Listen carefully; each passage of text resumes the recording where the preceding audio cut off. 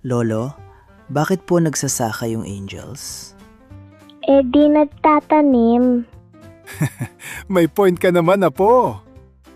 So, tama po, Lo. Nagtatanim nga sila. Tara na sa sasakyan at ikukwento ko sa inyo.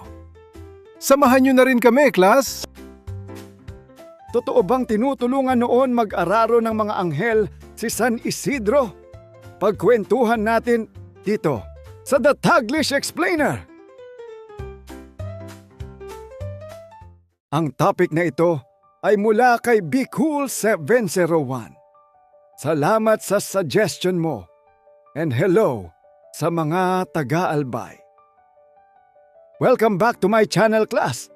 Nakasubscribe na ba ang lahat? Ako si Professor Ipaliwanag ng University of Life at sa episode na ito, pag-uusapan natin ang isang santo na malapit sa puso ng mga magsasaka at ordinaryong manggagawa. Si San Isidro Labrador, ang patron ng mga magsasaka. At ang lalaking kilala sa kwento ng mga anghel na nag-aararo. Si San Isidro Labrador ay ipinanganak sa Madrid, Spain. Hindi siya pari, hindi siya hari, hindi siya scholar. Isa lang siyang ordinaryong magsasaka at doon pa lang relatable na siya sa maraming Pilipino. Dahil noong panahon niya, mahirap ang buhay. Kailangan mong magtrabaho mula umaga hanggang gabi para lang may makain ng pamilya. Pero kahit ganoon, kilala si Isidro sa dalawang bagay: sipag sa trabaho at malalim na pananampalataya. Bago siya magtrabaho sa bukid, inuuna muna niya ang pagdarasal at pagsisimba. At dito nagsimula ang isa sa pinakasikat na kwento tungkol sa kanya. Ayon sa tradisyon, may mga kapwa manggagawa raw na nagsumbong sa amo ni Isidro. Ang reklamo, late raw pumunta sa bukid si Isidro dahil laging nagdadasal. Parang modern office complaint lang. Boss, si Isidro po hindi agad naglalogin. Kaya isang araw, sinubukan siyang bantayan ng kanyang amo. At nang makita niya ang bukid, nagulat siya. Habang nagdadasal si Isidro, may dalawang anghel daw na tumutulong sa pag-aararo. Ibig sabihin, habang inuuna ni Isidro ang Diyos, hindi siya pinabayaan sa trabaho.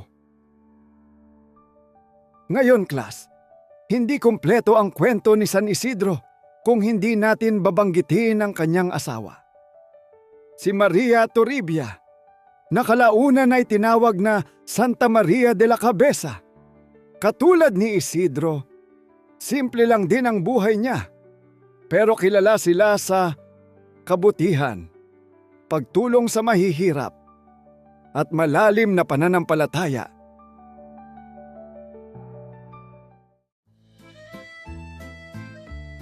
Maraming himalang iniuugnay kay San Isidro. Isa sa pinakasikat ay tungkol sa balon.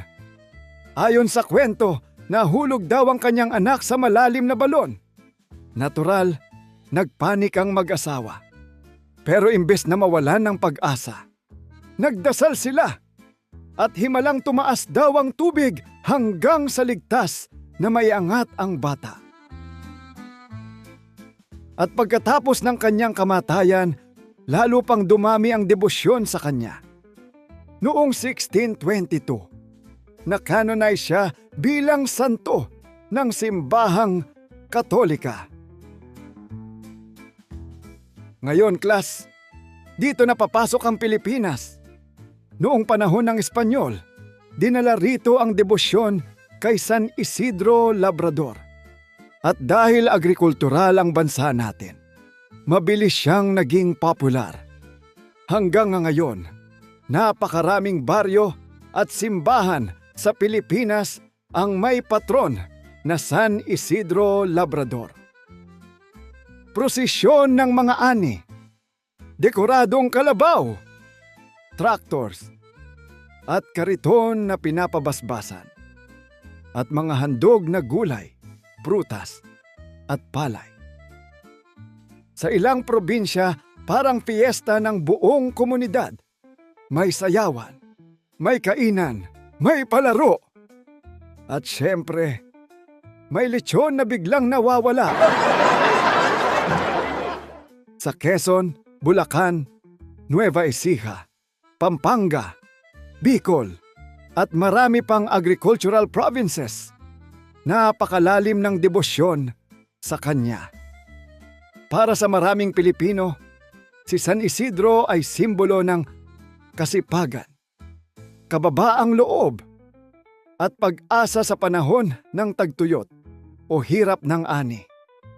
At class, napakaganda ng simbolismong yon kasi ipinapaalala niya na ang pagkain natin araw-araw hindi basta lumilitaw sa mesa. Pinaghirapan niya ng mga magsasaka. Si San Isidro Labrador ay isang simpleng magsasaka mula sa Spain na naging kilala dahil sa kanyang sipag, kabutihan at matinding pananampalataya. Kasama ng kanyang asawa na si Maria Toribia o Santa Maria de la Cabeza, namuhay siya ng simple habang tumutulong sa mahihirap. Kilala siya sa kwento ng mga anghel na tumulong sa kanyang pag-aararo habang siya ay nagdarasal. Dahil sa kanyang banal na pamumuhay, naging patron siya ng mga magsasaka at isa sa pinakamahalagang santo sa mga pamayanang agrikultural, kabilang na ang Pilipinas. Ako si Professor Ipaliwanag ng University of Life. At tandaan ninyo, class, hindi kailangang maging mayaman para maging banal. Hindi kailangang maging sikat para maging dakila. Minsan, ang taong tahimik lang na nag-aararo sa bukid, siya pa ang tunay na nagpapakain sa mundo.